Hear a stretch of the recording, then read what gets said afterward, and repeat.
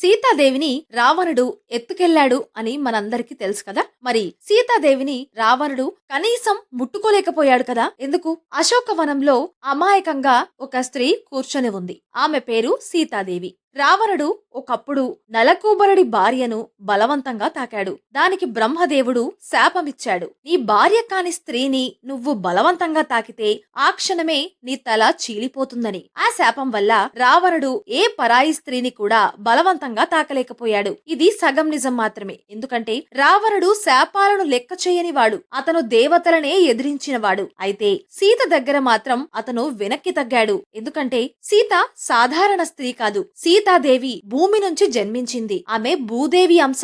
అగ్ని పరీక్షలో నిలబడ్డ పవిత్ర స్వరూపం. ఆమె పతివ్రత.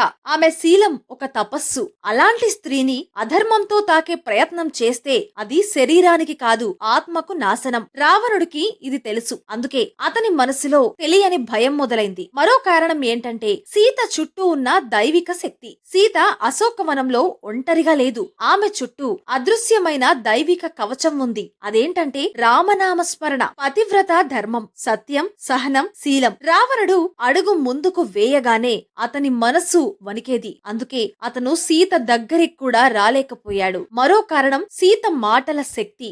రావణుడు సీతను బెదిరించాడు. లంక రానివి అవ్వమన్నాడు. సుఖాలు చూపించాడు. సీత మాత్రం ప్రశాంతంగా ఇలా చెప్పింది: నీవు నన్ను చూడగలవు, కాని తాకలేవు. నేను రాముని భార్యను. ధర్మాన్ని తాకే అర్హత నీకు లేదు. ఈ మాటలు రావణుడి అహంకారాన్ని గాయపరిచాయి. అతను రాజైనా ఆమె ముందు చిన్నవాడయ్యాడు. మరో కారణం రావణుడి అహంకారమే అతన్ని ఆపింది. రావణుడు అనుకున్నాడు, నేను బలవంతంగా కాదు, సీత ఇష్టంతోనే నన్ను వరించాలి. ఇది ప్రేమ కాదు, ఇది అహంకారం. కానీ అదే అహంకారం అతని వినాశనానికి కారణమైంది. అశోకవనం బంధన స్థలం కాదు, తపోభూమి. సీత అక్కడ ఏడుస్తూ కూర్చోలేదు. ఆమె అక్కడ తపస్సు చేసింది. ఆమె ప్రతి కన్నీటి చుక్క లంకా వినాశనానికి బీజం. ఆమె మౌనం రావణుణ్ణి కాల్చింది. అందుకే సీత బందీ కాదు, రావణుడే ఆమె శక్తికి బందీ. ఈ కథ యొక్క రావణుడు సీతను అపహరించగలిగాడు, కానీ ఆమెను స్పర్శించలేకపోయాడు. ఎందుకంటే సీత శీలం దేవతల రక్షణలో ఉంది. ఇది బలం గెలిచిన కథ కాదు,